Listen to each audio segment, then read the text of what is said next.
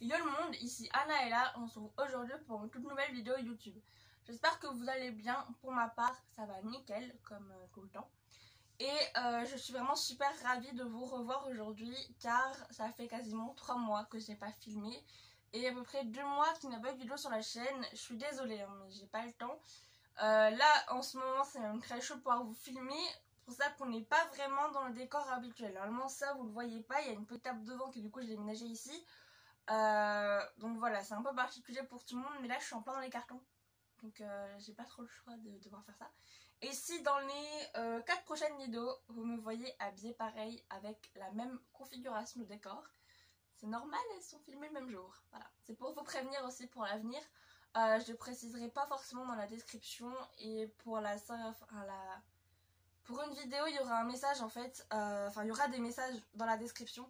Je vais donc vous demander de lire la description. Ce sera le premier paragraphe, hein. J'essaierai de faire ça vraiment de manière correcte pour pas non plus vous faire chier si vous voulez pas lire la description. Mais voilà, c'est pour vous prévenir d'un truc. Alors sur Insta vous le savez déjà, mais c'est pour vous prévenir quelque chose. Si vous ne suis pas sur Instagram, vous ne serez donc pas au courant. Mais voilà, je suis en plein déménagement en ce moment et du coup c'est compliqué de pouvoir bien filmer et tout. Mais bon, là, j'ai pas pu filmer avant, donc je vous filme ça maintenant. Ça me fait chier parce que je devais le filmer il y a au moins 3-4 semaines. Mais je pouvais pas, donc j'ai préféré filmer ça maintenant.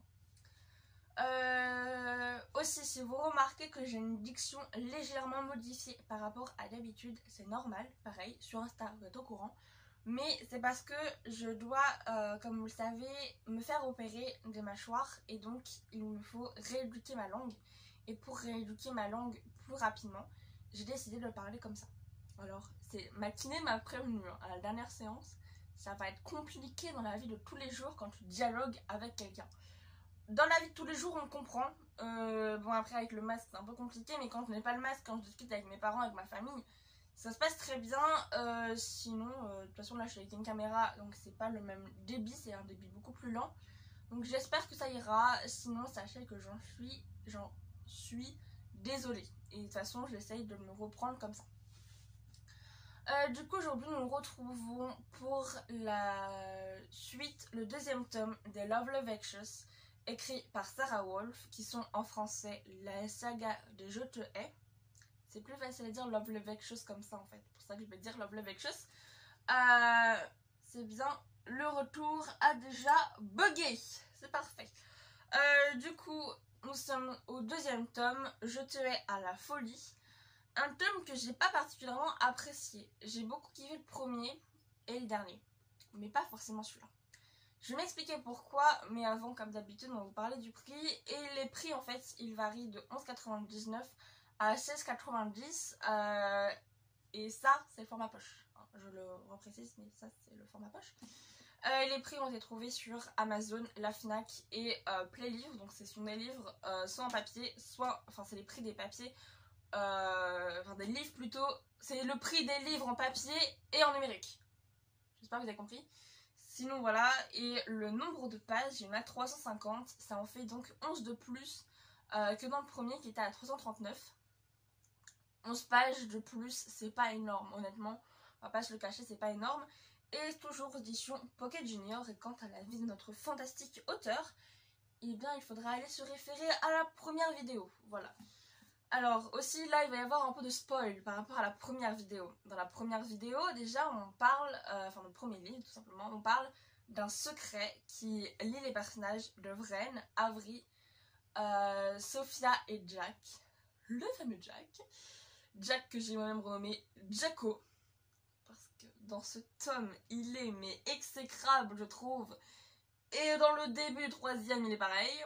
Mais pour le troisième on verra dans la prochaine vidéo la semaine prochaine. Pour moi c'est le même jour mais pour vous c'est la semaine prochaine. Et donc du coup là dans ce tome Jack je n'aime pas du tout. Déjà on ne le voit pas plus que ça. Chose que je trouve assez curieuse. Un peu bizarre mais on ne voit pas plus que ça. Et par contre on rencontre deux nouveaux personnages. Des personnages que j'aime beaucoup qui sont les personnages de Sophia et de Tali. Qui sont très fortement liés à Jack, Vren et Avery et à ce gros secret que l'on ne sait pas ce que c'est. Donc Sophia, Isis en fait elle la rencontre à l'hôpital parce que nous rappelons-le à la dernière scène du dernier livre, simplement Isis qui se retrouve projetée contre le mur par son ex-beau-père qui est complètement malade, hein, c'est un vrai fêlé du ciboulot. Et donc du coup Isis perd partiellement la mémoire, savoir qu'elle va se souvenir de ce qui s'est passé avec son nom. Elle va se souvenir que Vren est le cousin de son ex-petite amie sans nom qui lui a fait du mal. Elle va se souvenir de qui est Kayla, mais alors concernant Jack, tout a disparu. Elle ne sait plus qui est Jack. Et en fait, ce que je trouve marrant, c'est que tout le monde essaie de jouer un peu les entremetteurs en mode t'es sûr tu le connais pas? T'es vraiment sûr, Isis? Genre, tu connais pas Jack Hunter? Genre le mec à qui t'as foutu un coup dans la face. Elle est en mode bah non, il a aidé ma mère et moi. Il est pas méchant, hein. Il a l'air gentil. Un peu peut-être violent, mais il a l'air gentil. Et voilà, et en fait, Isis, c'est très bizarre, mais en fait, Jack va énormément s'éloigner d'elle. C'est vrai que dans le dernier tome, ils se rapprochent un peu les deux. C'est un peu comme des aimants qu'on a foutus à l'envers, ils s'approchent, ils s'attirent, ils s'approchent, ils se rattirent. Mais ils se rapprochaient dans le dernier tome, je trouve, enfin, le présent tome, un tout petit peu. Et là, en fait, Jack ne va pas tenter de réanimer la mémoire d'Isis. Il va tout faire pour qu'elle fasse l'effet inverse, justement. Et voilà, enfin vraiment, je ne comprends pas Jack.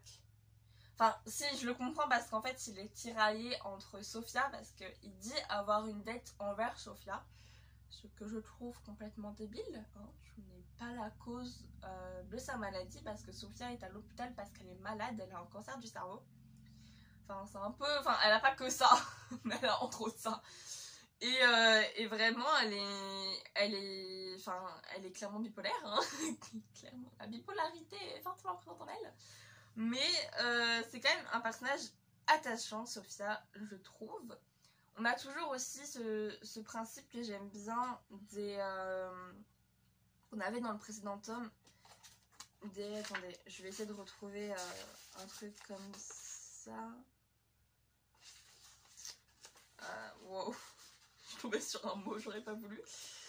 En fait, on trouve toujours le principe ça fait par exemple 3 ans, 40 semaines et 75 heures que Isis n'est pas tombée amoureuse. On a toujours ce petit, voilà, 3 ans, 20 semaines et 26 semaines et 3 jours qu'elle n'est pas tombée amoureuse. Je trouve ça assez intéressant. Clairement, elle a plus l'air aussi, Isis, il y a un truc que je trouve très positif sur elle, c'est qu'elle n'est plus trop hantée par son nom, je trouve. Elle se détache complètement de lui et je trouve ça assez sympathique. Après, honnêtement, à la fin, je me souvenais pas que ça se finissait comme ça. Je me souvenais vraiment pas que ça se finissait avec une telle brutalité. Pour moi, c'est quand même brutal, je suis en mode... Enfin, j'étais en mode... à lire ça plusieurs fois.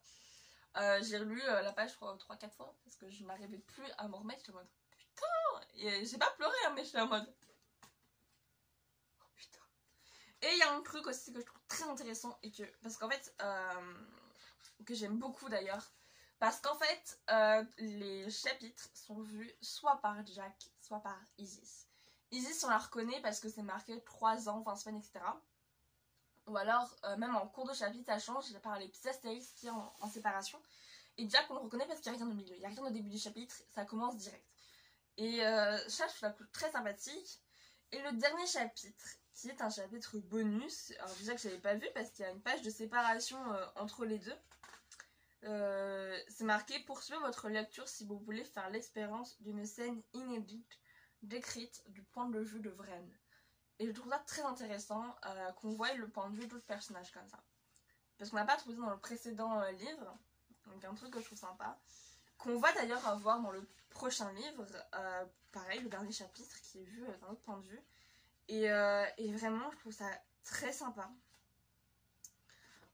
De voir le point de vue de Vren qui au final je trouve en fait ce chapitre il permet vraiment de le comprendre parce que Vren il est vraiment enseveli par ça, par le secret, enseveli également par les sentiments naissants qu'il a envers Kayla.